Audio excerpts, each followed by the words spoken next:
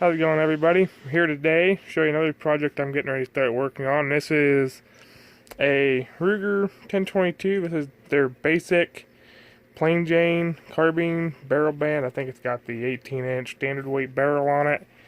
Just a plain Jane 1022. This one here, I got this one. I was at the shooting range a while back, and there was a guy there, and he was shooting this thing and it was having all kinds of jams, and he was cussing it out and kind of throwing a fit. And I walked over to him, and he said if somebody gave me $50 for this thing right now, I'd sell it. And I happen to have $50, and I said okay. So here it is. Turns out the problem with the mag was he was using these old Ramline 25 round mags that were about this long, trying to do a double stack thing in them, and they just weren't working. With factory mags, it feeds and shoots just fine.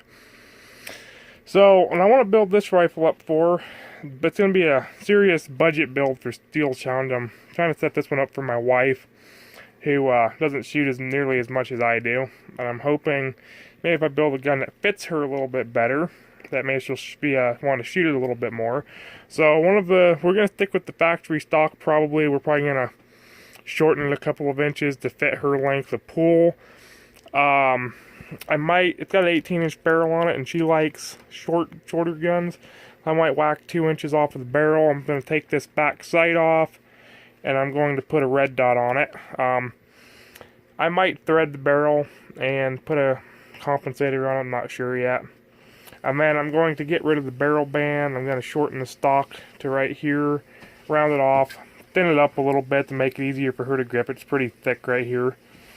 And, just try to lighten it up and make it a little easier for her to shoot.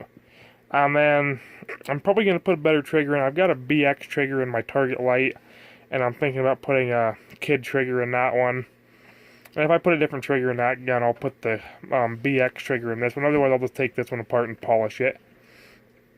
But we're going to go ahead and get started on this project here pretty soon. Alright, so one of the first things I know I do want to do with this rifle is I have this Burris Fastfire 3 that I picked up used. And I'm going to go ahead and mount this one on there just because I have it laying around.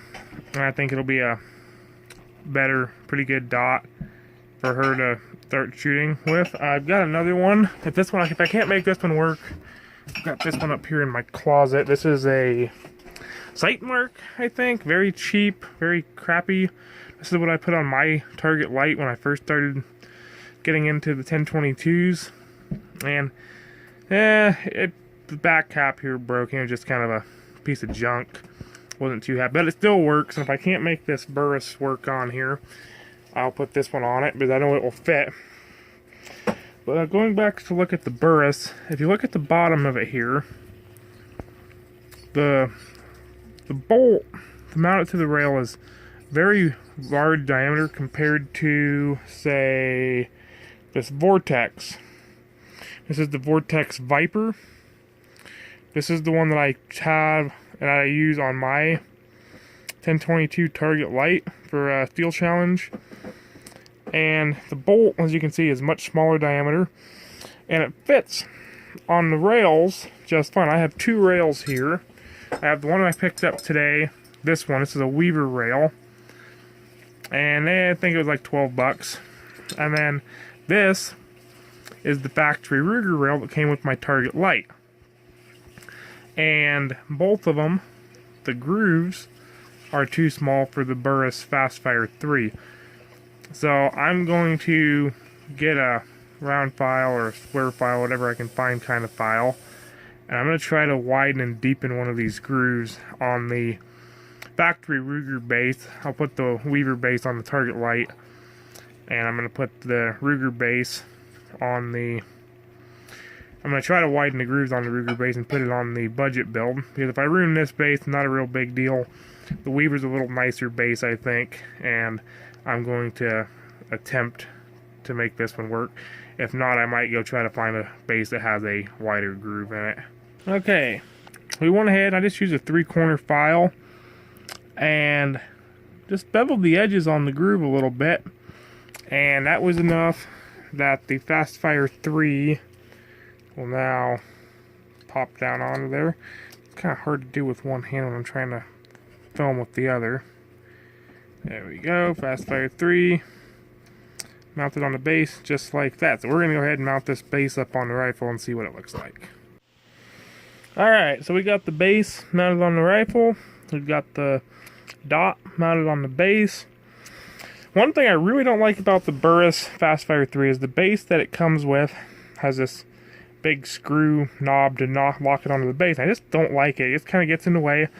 You know, where I mounted, I could have mounted it one notch further back, but when I had Amanda look at the gun and I slid the dot back and forth and she liked it right about there, so that's where we put it.